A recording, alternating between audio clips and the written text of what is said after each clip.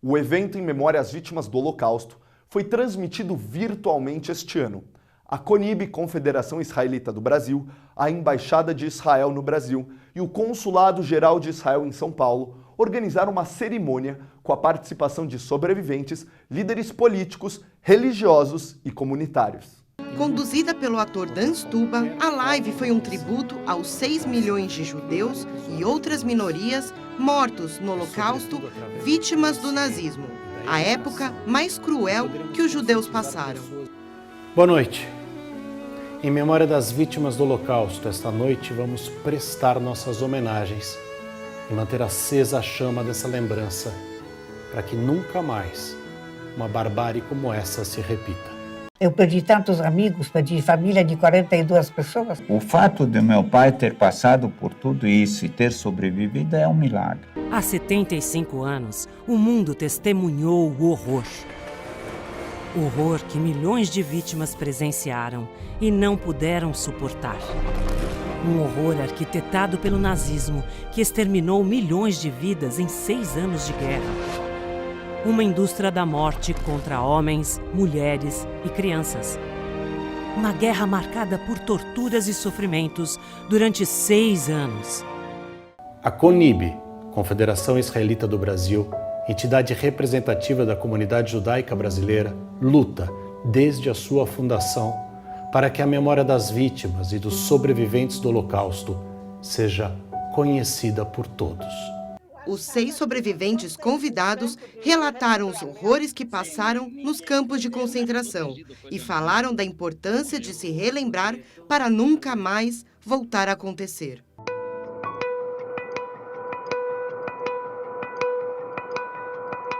Quando terminou a guerra, nós estávamos trancados em barracas.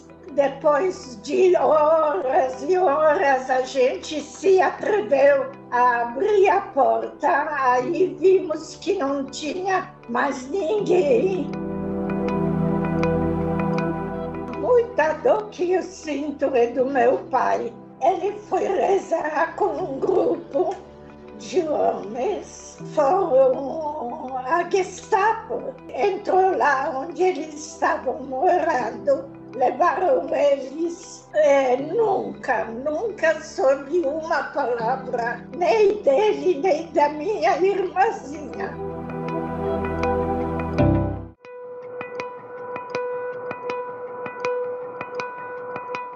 Aí a situação começou a ficar pesada, perseguição Bélgica invadida. Em 1944, no último comboio, minha mãe e meu irmão foram levados a Auschwitz. Supõe-se que minha mãe tenha ido logo para a câmara de gás.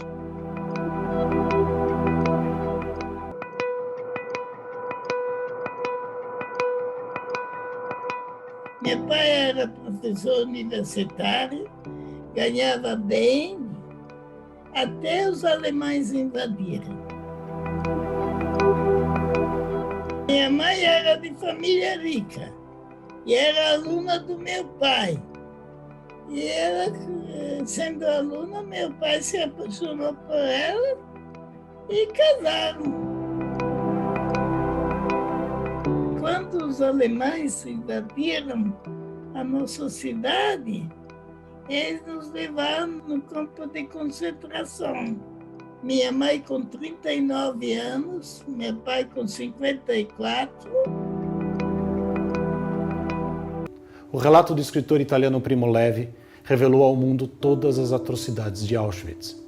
Primo Levi, como outros milhares de sobreviventes, tinha consciência de que é preciso contar essa história ao mundo e de que se faz urgente educar nossas crianças para que tomem consciência de que esse perigo ainda nos espreita. E que mesmo com provas concretas do maior genocídio da história, ainda há aqueles que o banalizam, com a intenção de reacender a chama da violência e da intolerância. O Holocausto foi terrível. Eu não tenho mais parente nenhum na Áustria.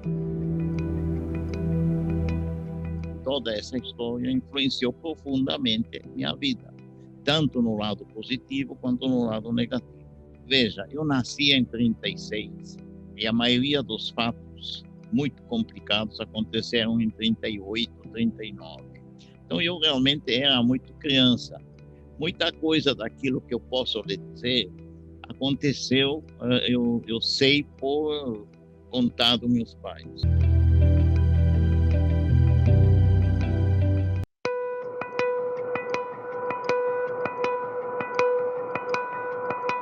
Tanto é que tudo que eu vou relatar para vocês passou por terceiros, porque o meu mecanismo de defesa de criança apagou praticamente tudo. Então tudo que eu sei provavelmente é soma do que eu ouvi e do que eu ouvi em casa, então é sobreposição. Fui levada pro gueto quando meus pais foram presos, retirados de casa, e depois eu fui dada não foi para adoção, para cuidado, para sobrevivência, por uma pessoa de um alto escalão social e que botou em risco a família inteira. E passei 4 anos lá. Minha mãe ficou no gueto, meu pai ficou nos serviços forçados. E foi vitimizado, tiraram as unhas dele a frio e outras coisas.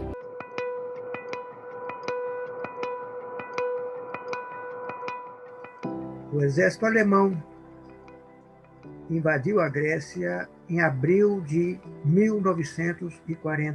Quer dizer, um pouco antes do início da guerra, meu pai e minha mãe se deslocaram para Atenas. Deixaram em Salônica toda a família. Salônica tinha uma comunidade grande, mais ou menos um terço, uns 50 mil judeus, um terço da população de Salônica era composta de judeus. Uns 2 anos depois que os alemães entraram em Salônica, eles concretizaram o seu plano de exterminar os judeus de Salônica. Todos os meus parentes, todos os irmãos do meu pai e da minha mãe, com seus maridos, esposas e filhos, aproximadamente 38 a 40 pessoas, eles desaparecem e nunca mais retornam. Em bate-papos, vários temas foram abordados por convidados, como o antissemitismo, recrudescimento do neonazismo e negacionismo. Olá, sejam bem-vindos. Estamos aqui juntos para lembrar e homenagear as vítimas do Holocausto. Vamos conversar com 3 especialistas que estudam e atuam contra as crescentes demonstrações antissemitas. Olá, Marisa, por favor, a questão do negacionismo es una cosa que surge fuerte en Argentina, en América Latina. Nosotros entendemos que el negacionismo es casi tan contemporáneo a las consecuencias de la Segunda Guerra Mundial. Es una forma de antisemitismo. Sabemos todos que el nazismo no persiguió solamente a la comunidad judía, si bien el antisemitismo era su columna vertebral en el plan racista, pero todos sabemos que murieron gitanos, homosexuales, oponentes políticos, comunistas, discapacitados, afrodescendientes, con lo cual no es solamente una agresión a la comunidad judía, sino que es una agresión a la humanidad toda, porque un genocidio es un crimen de lesa humanidad. Seguimos nossa conversa com Rafael Madoff, professor de História Judaica e diretor do Instituto David Wyman em Washington. Ele se dedica aos estudos sobre o Holocausto. The Holocaust was not the last genocide. We've seen in our lifetime the genocide in Cambodia in the 1970s. Subsequently, there was the ethnic cleansing in the Balkans and the genocide in Rwanda. More recently, we've seen genocide in Darfur, of course. And each administration has responded differently to these dilemmas. So, for me, the key question in studying how America and the world responded to the Holocaust is that every generation faces similar dilemmas. should we intervene? Is it any of our business? Or do we have a responsibility as human beings to take an interest in what is happening when innocent people are being persecuted around the world? Agora vamos falar com Efraim Tsurov, conhecido como caçador de nazistas. PhD em História, escritor, colaborou com documentários e ações para localizar, julgar e prender criminosos acusados de atrocidades contra o povo judeu. First of all, the Holocaust is the most documented tragedy in human history. There are literally millions of documents that prove that the crimes of the Holocaust took place. In other words, the Holocaust, in theory, did not have to happen. But it happened because various countries did not have the political will to either initially confront the Nazis and later, at the beginning, not to fight against them. Líderes da comunidade judaica do Brasil e do mundo participaram da live nesse dia tão importante para se relembrar. Minhas senhoras e meus senhores, o Holocausto não afundará no buraco negro da história. Ele está aqui conosco, queimando, quase que como algo real. Ele ressoa quando pisamos nas pedras dos guetos e mesmo nos museus espalhados por todo o mundo. Ele flutua como um fantasma nos quartéis dos campos. Ele chora no canto de cada oração, nos filmes e nas fotos que vemos com os nossos próprios olhos. Ele sussurra com as lágrimas que secam antes que possamos dizer adeus. Ele ecoa de forma estridente no depoimento de cada um de nossos sobreviventes.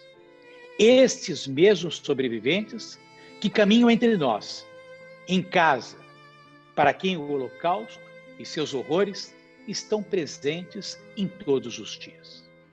Seu sangue corre em nossas veias e sua bravura acompanha cada etapa de nossas vidas.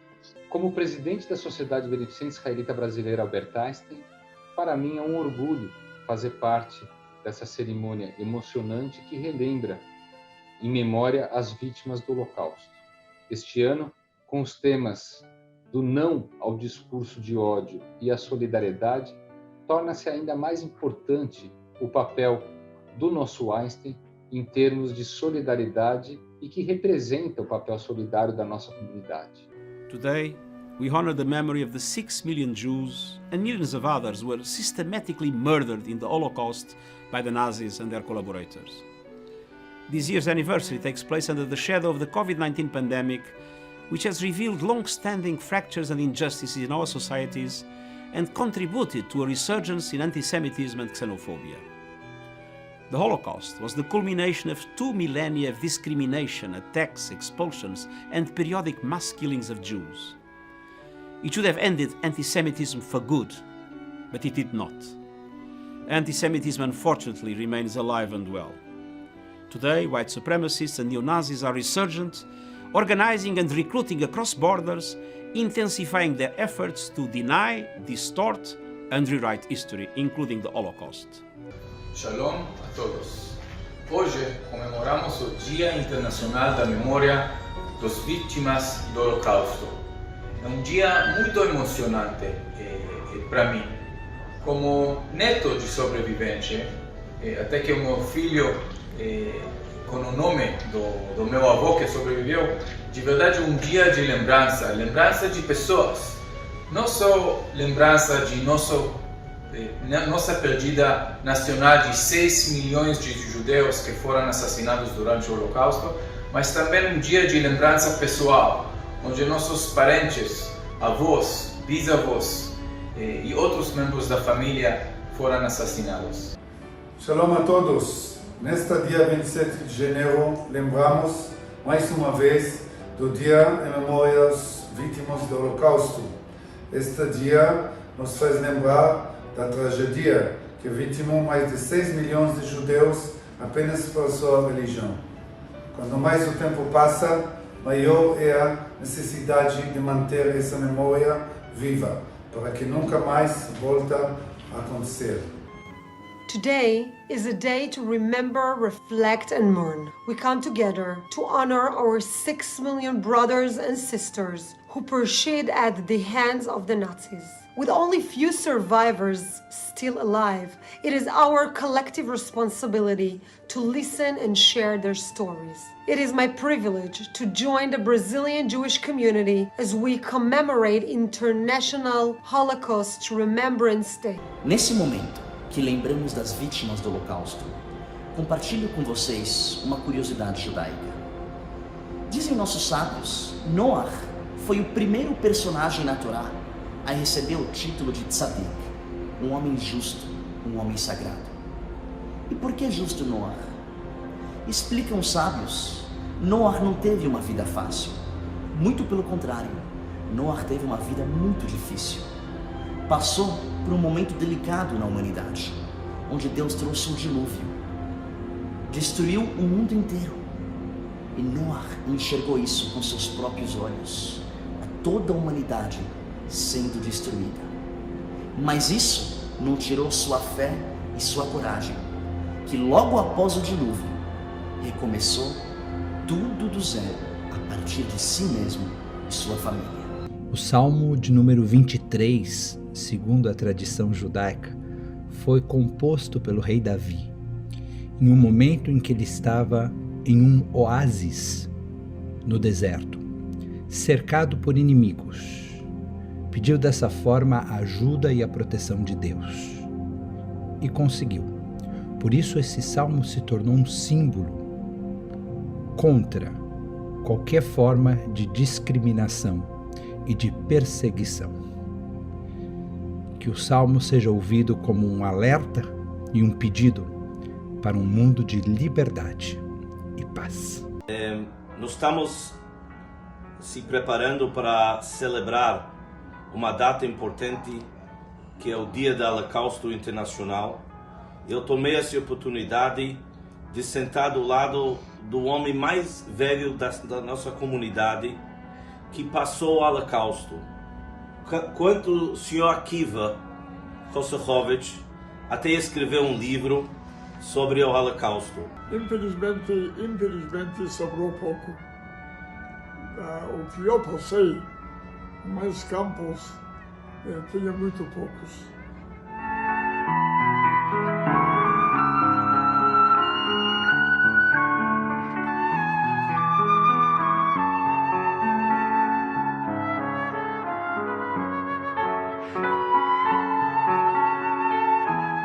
Reacendemos em nós a chama da solidariedade, da esperança e da resiliência que nos faz judeus e, acima de tudo, humanos. Para que estejamos alertas e não deixemos que crimes como esse voltem a acontecer. E que a nossa e nenhuma das gerações que virão sejam vítimas do ódio e da intolerância. Holocausto, nunca mais.